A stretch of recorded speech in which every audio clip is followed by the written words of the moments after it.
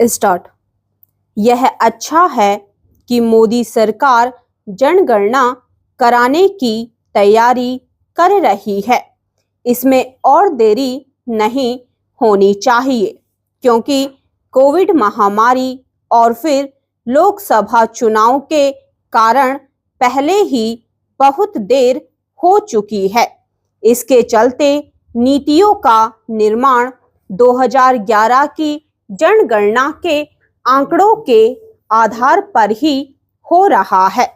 सरकार के सामने समस्या केवल यह नहीं है कि जनगणना शीघ्र कराई जाए, उसके सामने समस्या यह भी है कि जाति आधारित जनगणना की विपक्षी दलों की मांग का सामना कैसे किया जाए।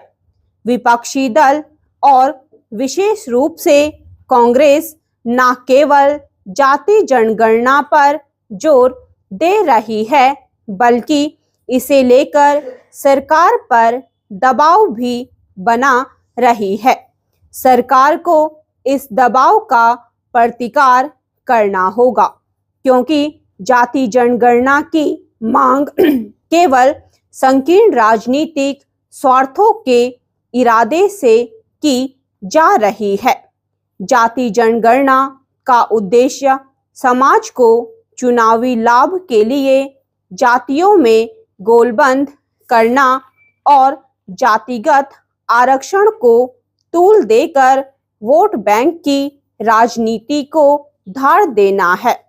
यह सही है कि भारतीय समाज जातियों में विभाजित रहा है, लेकिन अब जब यह विभाजन लगातार कम होता जा रहा है, तब जाति जनगणना कराकर जाति की राजनीति करने वालों को सामाजिक विभाजन का अवसर नहीं दिया जाना चाहिए। इसलिए और भी नहीं, क्योंकि जाति की राजनीति करने वाले जातियां वे मनुष्य को भी हवा देते हैं। जाति जनगणना से केवल विभाजनकारी प्रवृत्तियों से सिर उठाने का खतरा नहीं है, यह एक बेहद जटिल काम भी है और इसीलिए 2011 में मनमोहन सरकार ने जाति जनगणना कराने के बाद भी उसके आंकड़े सार्वजनिक करना सही नहीं समझा था। तथ्य यह भी है कि स्वतंत्रता के बाद जाति जनगणना की आवश्यकता नहीं समझी गई।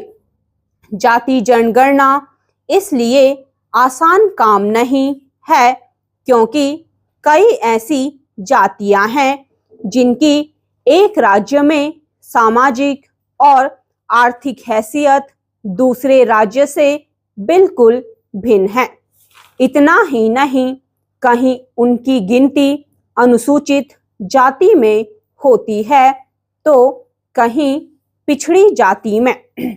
जाति जनगणना के पीछे यह तर्क दिया जाता है कि पिछड़ेपन का एकमात्र आधार जाति है। एक समय ऐसा था, लेकिन अब हालात बदल चुके हैं। आज शहरों में किसी को इससे मतलब नहीं कि कौन किस जाति का है। जाति जनगणना कराने का मतलब होगा देश को फिर से जातीय विभाजन की ओर ले जाना। इससे बचने में ही समझदारी है। आज आवश्यकता तो यह पता लगाने की है किसकी आर्थिक हैसियत कैसी है। जनगणना के जरिए यह काम अच्छे से किया जाना चाहिए ताकि आर्थिक रूप से पिछड़े लोगों का उत्थान करने वाली सटीक नीतियां बनाई जा सके। आज के युग में आर्थिक उत्थान ही समग्र विकास की कुंजी है। आर्थिक रूप से सक्षम व्यक्ति सामाजिक रूप से स्वतः ही सशक्त हो जाता है।